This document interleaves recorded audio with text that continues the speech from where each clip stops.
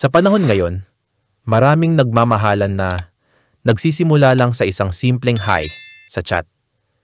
May mga natutuloy sa happily ever after. Pero meron ding biglang nagla scene zone. Ito ang kwento ng dalawang taong pinagtagpo ng tadhana o baka naman pinaglaruan lang ng pagkakataon.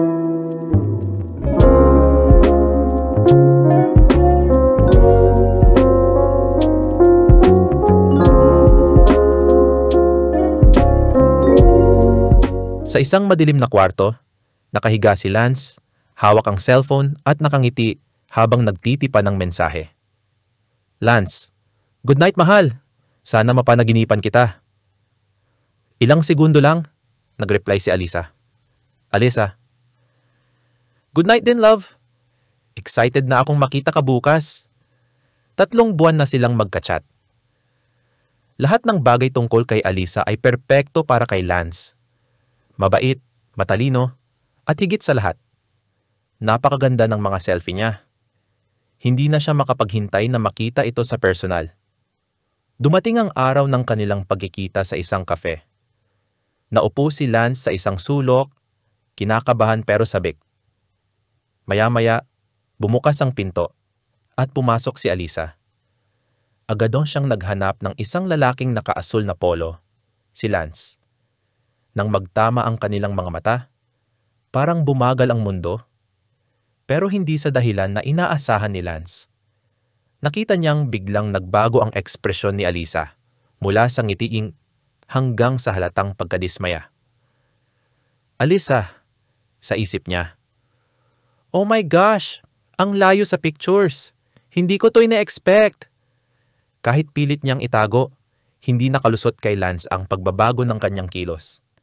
Kung dati sa chat ay makulit at sweet si Alisa, ngayon ay parang nagmamadali ito at panay ang tingin sa orasan. Lance, okay ka lang ba? Alisa, oo, medyo masakit lang ulo ko. Siguro dahil sa init ng panahon. Lance, gusto mo bang umorder ng iced coffee para malamigan ka? Alisa, actually, may biglang emergency sa bahay.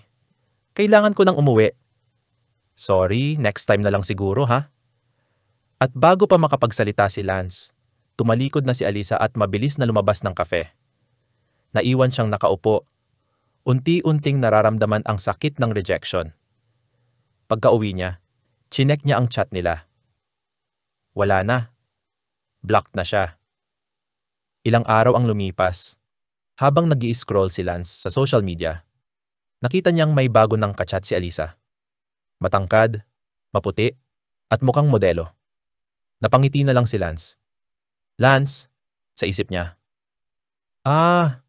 Ganito pala yon. Kapag sa chat, mahal na mahal ka.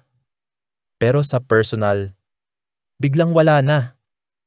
Sa halip na malungkot, nagpasya siyang i-unfollow si Alisa at i-focus ang sarili sa mas mahalagang bagay. Minsan, hindi mo talaga malalaman ang tunay na ugali ng isang tao hanggat hindi mo siya nakikilala ng personal. At ayun na nga, ang scene zone ay naging lesson learned. Sa pag-ibig, hindi lang panlabas na anyo ang dapat tinitingnan. Ang tunay na pagmamahal, hindi lang sa chat umiiral, nasa puso at totoong pagkatao.